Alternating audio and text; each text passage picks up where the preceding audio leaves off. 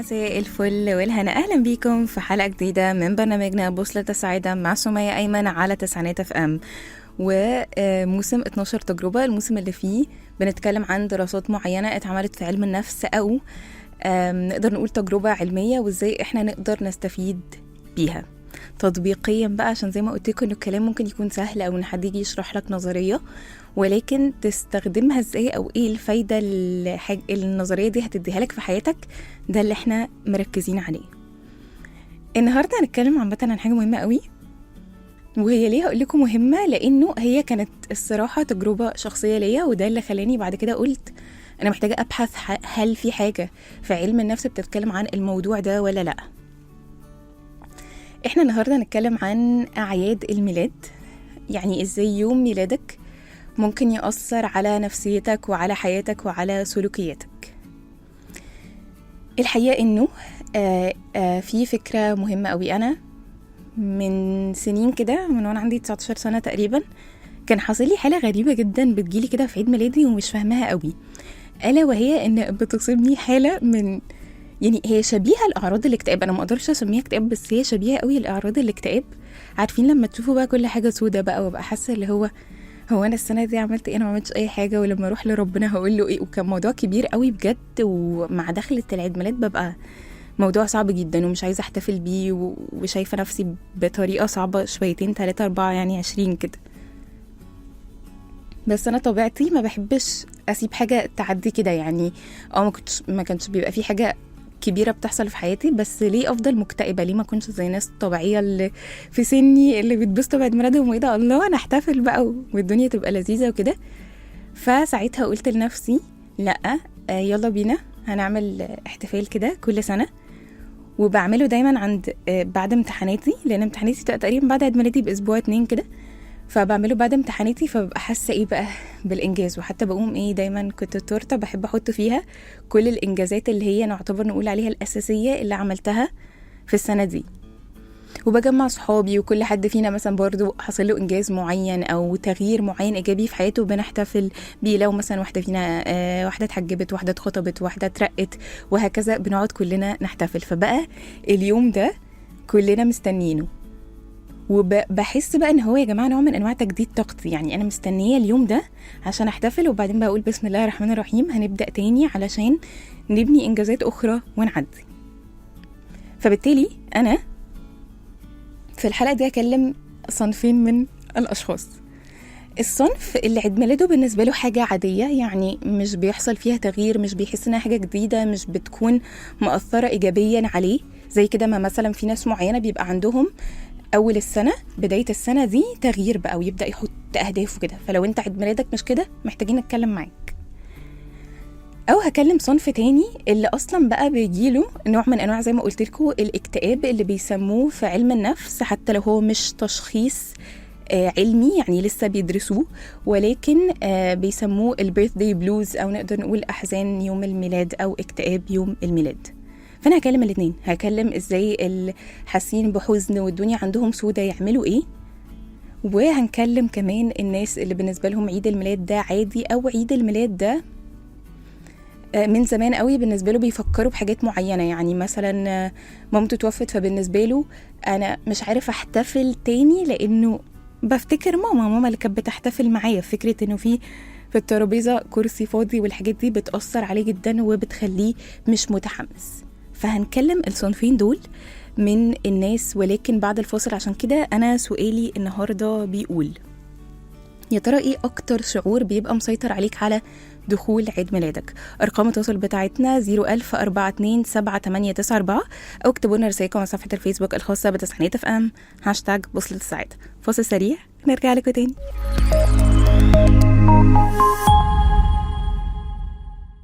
ورجعنا لكم تاني من برنامجنا بوصلة السعادة مع سمية أيمن على تسعينات اف ام، وتجربتنا الجديدة عن أعياد الميلاد. هنتكلم زي ما قلنا عن الدبريشن أو الاكتئاب اللي ممكن يجي نتيجة عن يوم الميلاد أو دخول يوم الميلاد، تلاقي نفسك عندك أعراض كده معينة. وهنتكلم على الأشخاص اللي بيعدي عليهم اليوم ده عادي، أو هو مقرر من زمان من ساعة ما حصل له فقد معين إنه ما يعديش، يعني اليوم ده بالنسبة له بقى عادي، مش عايزة احتفل ومش عايزة اعمل اهتمام كبير بيه. أعياد الميلاد، علماء نفس في 2013 لما عملوا أبحاث قالوا إن هو بيشكل الهوية والحماس والفكر مع الوقت. بيبقى فيه علامات زمنية مهمة بتنظم إحساسنا بالوقت وبتساعدنا نرتب هويتنا عبر مراحل الحياة. فكل ده بيتكلموا عن إيه؟ عن أعياد الميلاد، وإن هي بتخليك تعمل كده شيبنج لهويتك، تشكلها. الحماس بتاعك ممكن يقل أو يزيد على حسب أنت هتتعامل إزاي مع يوم ميلادك. لأنه ليه بقى؟ عشان ده الوقت اللي انت فيه بتبدأ تراجع السنة حصل فيها ايه، عملت انجازات ايه، فهبص لها بقى ازاي. هي دي المهمة قوي.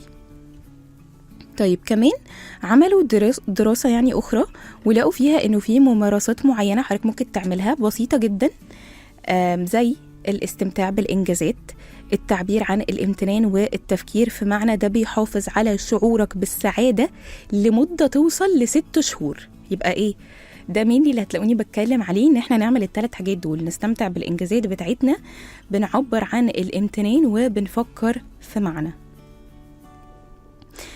برضو كان الدراسة بتقول إن أنت لما بتقعد وقت مركز في إن أنت تستخدم الذكريات السعيدة زي الصور، تذكار معين، استرجاع الذكريات، ده بيزود الشعور الإيجابي.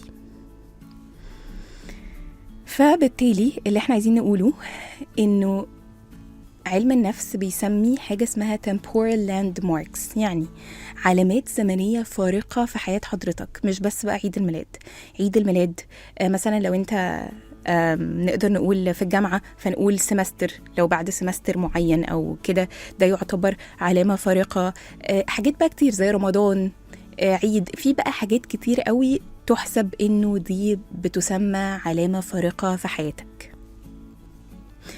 بيقولوا إنه العلامات دي هي تواريخ معينة بتساعد الإنسان ينظم نظرته للوقت، فبيبدأ كده يحسسه إن دي بداية جديدة، إن هو كأنه بيتولد من جديد. فبالتالي بيبدأ يحط أهداف جديدة، بيبدأ يعمل ريفلكشن على عادات معينة عنده، فيبدأ كده يفكر هي إيه العادات دي، طب دي سلبية، طب أقدر أغيرها إزاي، وهكذا. كمان بيعمل تغييرات في اللحظات دي. لذلك هم لقوا في الجوجل سيرش يعني إنه في الأوقات بتاعت عيد الميلاد أو أعياد معينة أو تواريخ معينة الناس بتعمل سيرش كتير قوي على دايت، على جيم، على الحاجات المعينة، إن هو بدأ يحط هدف وعايز إيه يحققه. طيب إحنا قلنا إن أنا هتكلم عن الناس اللي بيجي لهم حزن معين وقت على دخول كده، هو بيقولوا لك يا إما على دخول عيد ميلادك يا إما يوم بالظبط، وممكن يقعد طبعا معاك بعد عيد ميلادك بشوية، أو ممكن حتى يبدأ بعد عيد ميلادك على طول عادي. ده بيكون حزن وشعور كده بعدم الاهتمام، ان انت مش عايز تهتم خالص بعيد ميلادك ولا تفكر فيه ولا تحتفل بيه، وحاسس بشعور الحزن. تمام؟ بتلاقي نفسك طاقتك قليلة، بتفكر كتير في الماضي. ايه الحاجات بتفكر في ايه الحاجات اللي كان ممكن انا انجزها وما انجزتهاش في الفترة دي؟ فاكرين ده اللي قلت لكم ان انا كنت بعمله في فترة من حياتي، لما كنت بقعد اقول ايه ده انا ما عملتش اي حاجة وكده، وحتى كنت بقعد افكر له ماشي، حتى لو انت عملت حاجات بس ربنا يحاسبك على الوقت الفاضي ده، كان ممكن تعمليه في ربع السنه، انت اخدتي السنه كلها دي الحاجات اللي عملتيها. فكنت اجريسيف مع نفسي لهذه الدرجه. فبالتالي الاشخاص اللي بيكون عندهم الحزن بيبقى عندهم افكار زي كده.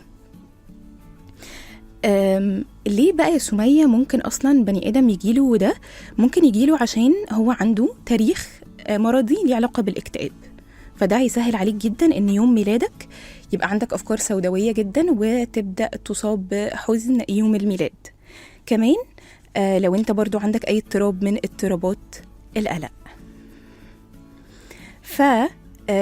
ممكن حد يبقى بيخاف من خوف انه يكبر، فيبقى طول الوقت عنده خوف من السن، فطبعا يوم ميلاده هيعمل فكرة الحزن اللي أنا بكلمكم عليه.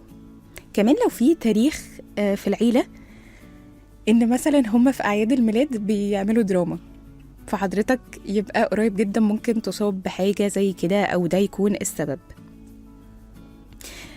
لو الناس ما كانتش بتهتم بعيد ميلادك ده ممكن يعمل لك كده. وأنا عامة اكتشفت ده النهاردة الحمد لله معاكم وأنا بحضر الحلقة، انه كنت بقول نفسي طب ليه كان عندي الاكتئاب الغريب ده. فاكتشفت حاجه، اكتشفت وانا صغيره كنت بعمل دايما اعياد ميلاد، وكبيره بقى وعيلتي بقى تظبط لي يا جماعه حاجات كتير وكده، وما كانش حد بيجي بمعنى الكلمه يعني كانوا بيطلعوا اصحاب اخويا عشان يحيوا العيد ميلاد هم جايبين حاجات بفلوس وكده. فانا بقى كواحده عندي 10 و11 سنه وكده كنت بتاثر جدا. فبالتالي فهمت بقى ليه ده أثر عليا بعد كده، من أول ما بدأت يبقى عندي 16 سنة إن أنا كأن بيجيلي فوبيا من موضوع عيد الميلاد، أو فكرة إن أنت بتسترجع قد إيه أنت كنت منبوذ اجتماعيا. طيب إيه الأعراض عشان نبقى عارفين؟ دي بعض الأعراض، يعني ممكن يبقى عندك حاجات تانية. تغيير في المود، حزن أكتر من العادي، ما أنت ممكن تكون في حاجة أوريدي مضايقاك فأكتر من العادي. عياط أكتر من العادي. تفكير في الماضي والأهداف الغير منجزة، ما أنجزتهاش الأهداف اللي أنت ما أنجزتهاش. تفكر هو أنت بقيلك قد إيه في الحياة أصلا. تحس أن أنت ما عندكش طاقة أن أنت تعمل أي حاجة، مش مهتم بالحاجات اللي أنت كنت مهتم بيها قبل كده وبتستمتع بيها. في تغيير في النوم، تغيير في الشهية، صعوبة في التركيز، وجع في المفاصل، تجنب يوم الميلاد أصلا. طبعا يبقى عندك ايه، رفض الاحتفال. فمثلا لو كلموك يلا ننزل وبتاع تقول اي حاجة، وتبقى يعني رايح اكتر لموضوع العزلة، ان انت تبقى بتقعد لوحدك. طب في حاجة برضو محتاجة بقى اقولها قبل ما نتكلم نعمل ايه عشان نطلع من ده. ممكن تبقى انت كان عندك الحالة دي وراحت وترجع لك تاني عادي، لانه انت اوريدي كان عندك. سامحوني ان انا نفسي بس عشان انا بتكلم على حاجه مؤثره بالنسبه لي. ممكن يرجع لك تاني عادي مع كتر الصعوبات بقى، مثلا في سنه معينه فتلاقي نفسك مع دخلة عيد ميلادك بدا يجي لك الاعراض دي. يمكن اصلا ده اللي خلاني افكر ان انا اعمل لكم الحلقه دي، لان انا اوريدي كنت حليت الموضوع، بس لما بدا يحصل شويه حاجات كده مش احلى حاجه فرجع لي تاني الموضوع. فده بيبقى طبيعي جدا، محتاجين ايه، نقوي نفسنا تاني ونرجع تاني. فهقول لكم بعض الحاجات اللي ممكن تعملوها. اول حاجه، ما ترفضش مشاعرك، ما تقعدش تقاومها وتحس ان انا ما ينفعش احس بالشعور ده. لا تمام. يعني اقول لكم حاجه، انا مثلا كنت بدات فتره بتعاطف بقى مع نفسي جدا ومش عارفه ايه وكده. لا دلوقتي لو سمعتوا الكلام اللي انا بقوله عن نفسي هتتخضوا، اللي هو بجد ببقى اللي هو very aggressive مع نفسي، وانتي تستاهلي كل حاجه وما ينفعش اصلا. يعني انتي الحاجه اللي هتطلعك ان انتي تزوني في ربنا ان هو هيطلعك، بس انتي اصلا تستحقي اللي انتي فيه فما تفكريش وهكذا. فاجريسيف جدا. طب هل انا هتخانق مع ده؟ لا، لو اتخانقت هيزيد فبسيبه خلاص. اوكي ماشي. انت شايفه ان دي عقوبه؟ اوكي. انتي وحشه؟ ماشي. يعني خلاص سيبوا الافكار والمشاعر تفلوت كده زي الموجة كده، سيبوها ترمح براحتها، وهي بعد شوية هتمشي. لأنك لو مسكتها وقلت ايه ده أنا ازاي أفكر في نفسي كده، أنا كده رجعت لورا وكده، ده هيبقى عليك مش أحسن حاجة. حضر نفسك لأنشطة صحية يوميها نفسه. فيوم الموضوع أنا ببدأ أعمل ايه، ببدأ خلاص أنا على دخلة عيد ميلادي فأنا عارف إن أنا بميل شوية للحزن. حضر بقى حاجات تعملها، خلي يومك يبقى فيه حاجات حلوة. أنا أنصحك ما تسيبش نفسك لوحدك.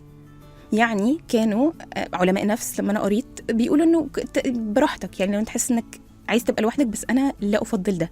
ليه؟ لان اللي احنا اتعلمناه في علم النفس ان كل ما ببقى لوحدي الاكتئاب بيزيد. فانا ازاي اقول لك لما يبقى عندك الحزن خليك لوحدك؟ لا، ما تخليكش لوحدك. لو عايز تعمل حاجه تعملها بره البيت، هنزل اتمشى بره لوحدي ماشي، ويبقى جزء من اليوم.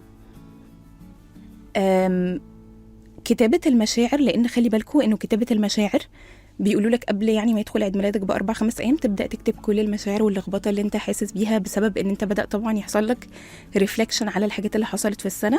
فده قلل يعني زيارات الجلسات النفسية ل50%. يعني الناس لما بدأت تكتب مشاعرها الموضوع قل جدا. بنكتبها لمدة 15 دقيقة فقط، عشان ممكن اقعد اكتبها نص ساعة لا المشاعر تزيد قوي معرفش اتعامل. فبالعكس الكتابة ما تفيدنيش. انا كمان بقى اقول لك في الاول خليها 5 دقايق حتى، مش 15 دقيقه. كمان دي بالنسبه لي مهمه.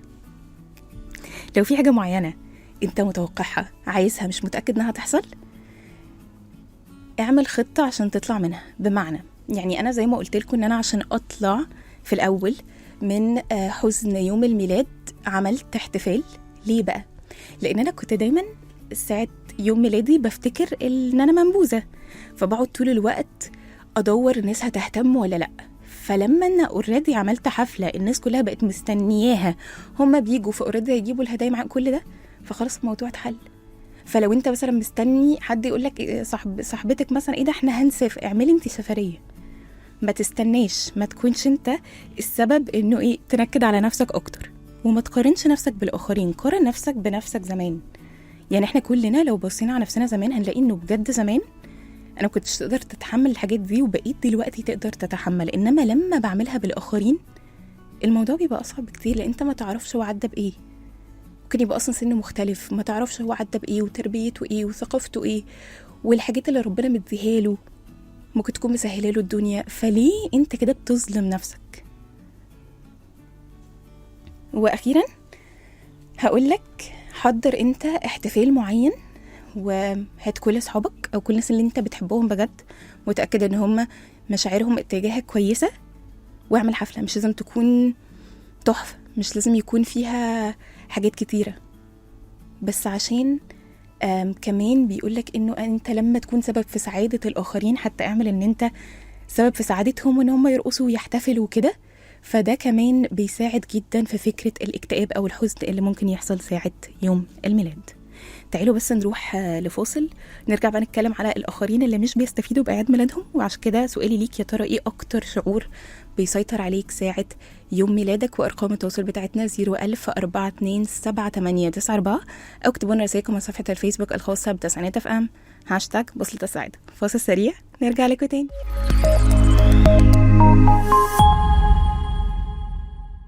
ورجعنا لكم تاني من برنامجنا بوصلة السعادة مع سمية أيمن على تسعينات اف ام، وتجربتنا النهاردة مع أعياد الميلاد وإزاي نقدر نستفيد بيها. ولو حد عنده موضوع أو النمط إن هو بيحزن قبل عيد ميلاده أو على دخول عيد ميلاده، إزاي يقدر يطلع منه، ده اتكلمنا عليه قبل الفاصل وقلنا شوية حاجات منها. يعني دي بالنسبة لي من أهم الحاجات، إن أنت تسيب مشاعرك ما ترفضهاش. يعني الأفكار والمشاعر سيبها كده تفلوت مع نفسها عادي. في حاجة محتاجة أقولها قوي وخضتني شوية. في دراسة اتعملت في 2019 لقت إنه مع قرب أعياد ميلادنا ده ممكن يعمل، هي دي دراسة اتعملت في أستراليا، ممكن يخلي الريسك أو القابلية لأن الأشخاص تنتحر يعني 10 أضعاف الطبيعي في أعياد ميلادهم. وإنه يعني بالفعل في أستراليا كان في يعني أشخاص كتير حصل ده، إنه هو الشخص أنهى حياته. لذلك لما أنت تلاقي حد قريب ليك الحقيقة إن هو مش بيبقى أحسن حاجة، أنت حاسس بحزن كده قبل أو على دخول عيد ميلاده وهو فضفضلك، ما تاخدش الموضوع كده، ساعده وحاول تكون معاه من غير ما تضغط عليه. لو حسيت ان الموضوع قالب قوي لشكل لا بجد هيأثر على حياته وما يعني بدأ اللي هي أجزاء حياته تقف، بيروحش شغله، مأثر معاكم اجتماعيا، حاول كمان ان انت تعرض عليه موضوع الثيرابي او الجلسات. وعايزة اقول لكم حاجة، يعني المحبة والدعم من اكتر الحاجات اللي بتساعد. اوقات اصلا الشخص لما بيقول لحد ان هو عايز ينتحر هو بيكون بس ايه، عشان لو هو جاله هو بجد هيرجع في كلامه عادي. فوجودك مع الشخص ده ودعمك ليه مش رفاهية، دي حاجة جدية جدا جدا جدا. ولو انت الشخص اللي بيعدي بالحزن ده، بعد اذنك طبطب على نفسك. زي ما قلت لكم، زي ما انا قلت، في افكار ممكن تبقى صعبة جدا بنقولها لنفسنا، سيبوها تعدي من غير ما مثلا ما توافق عليها. انت سايبها تعدي، بس مش واقف بتتربص لها وتقول دي صح لا، سيبها تعدي. ادعم نفسك، هتلاقي هدايا، انزل اتمشى، ريح، نام، كل صحي، خد بريك من الشغل لو انت تقدر، وهكذا.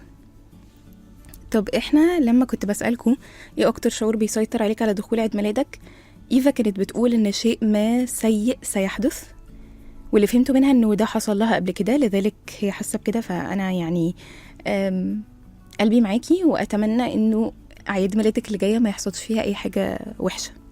نرمين كمان بتقول السعادة ببقى مبسوطة قوي، ربنا يسعدك دايما يا نرمين.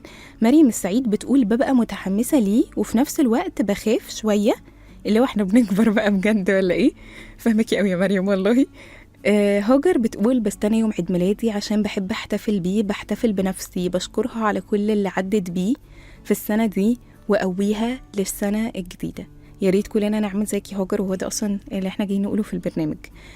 هاري يوسف بيقول عيد ميلاد جرحي، انا لا حول ولا قوه الا بالله.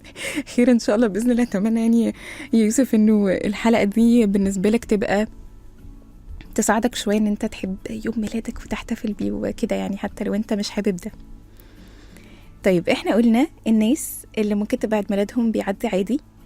علم النفس بيقول حاجه مهمه قوي، انه اعياد الميلاد زي ما قلت لكم بيكون في كده فترات فارقه بتخلي البني آدم يعمل حاجات توصله أكتر لأحلامه، وده منهم يوم الميلاد، أول السنة، حاجات كده، أعياد معينة وهكذا. ليه بقى؟ عشان إحنا بنبدأ نشوف الصورة كاملة. فلما تشوف الصورة كاملة ما تكونش أنت قاعد مركز في حاجة معينة فشايف مثلا الوحش بس، لا، لما بتشوف الصورة كاملة ده بيشجعك ويخليك يعني إيه، قادر إن أنت تاخد قرارات صح. عشان كده بتلاقي نفسك بتبدأ تفكر ايه العادات اللي مش كويسة فيلا غيرها. عشان انا كمان لما بشوف الصورة كاملة فاذا انا كمان بشوف الحاجات الحلوة اللي انا يعني عاملها في حياتي او واصل لها في حياتي. كمان سبب مهم قوي بيخلي يعني بيخلينا ان احنا نقرب لأحلامنا في يوم الميلاد او في اول السنة او كل الحاجات دي، ان انت بتقدر تبقى عامل فاصل ما بين نفسك القديمة وتجاربك القديمة ونفسك الحالية أو المستقبلية، لأن ده بالنسبة لك بيبقى كأن هو إيه، ريستارت كده، تجديد. فأنا دلوقتي حاجة وزمان كان حاجة. عشان كده بتقدر إن أنت تكون يعني قادر تنجز أكتر وتحدد أهداف. هقول لكم بقى بعض الحاجات اللي نقدر نعملها علشان تبقى بالنسبة لنا عيد الميلاد ده حاجة بالعكس تقربني لحلمي مش تبعدني عنه. أول حاجة، حط أهداف قابلة للتقييم. يعني إيه قابلة للتقييم؟ يعني ما تقولش هبقى أنزل أتمشى أكتر أو هعمل رياضة أكتر، لأ. أنا مثلا لو بتكلم على بنت هروح كلاس الزومبا يوم كذا وكذا، فتبقى حاجة قابلة للتقييم. أو أنا هدخل الكورس الفلاني اللي لسه نازل هدخل أقدم عليه وأدخله، فتبقى دي حاجات إيه، قابلة للتقييم. يعني حط أهداف بقى صغيرة قوي. يعني انت مثلا عندك هدف كبير ان انا اشتغل في الشركة الفلانية، ده مش هيحصل كده فلمح البصر. فبعمل ايه، بحط أهداف صغيرة قوي قوي قوي قوي. فكل اصلا شهر لما باجي اشوف الأهداف الصغيرة دي بلاقي نفسي عامل حبة كتير منهم، فده بيخلي احترامي لذاتي يزيد، فبالتالي بقدر ان انا انجز اكتر، والتفاؤل والنجاح بيبقى موجود في الحياة اكتر. بعد كده طبعا الرؤية أو الخيالات دي مهمة قوي، إن أنا أبقى بتخيل نفسي وصلت للحاجة دي. وإحنا طبعا عملنا حلقة كاملة عن الخيالات وقد إيه ممكن تشجع البني آدم وتخليه قادر يعني يحدد أهدافه وحاسس إن هو يقدر يعملها، لأن هي بتديله نوع من أنواع حسن الظن. ما أنا لما أقعد أتخيل إن حاجات حلوة هتحصل بس تبقى عقلانية شوية من غير أفوارة، فبالتالي ده بيديني شجاعة، لأن أنا السعادة اللي بحسها جوه الخيالات مخنا أوقات ما بيعرفش يفرق ما بين الخيال والواقع، فالسعادة دي بتخليني متشجع ان انا اعمل اكتر. شارك اهدافك مع اشخاص معينة.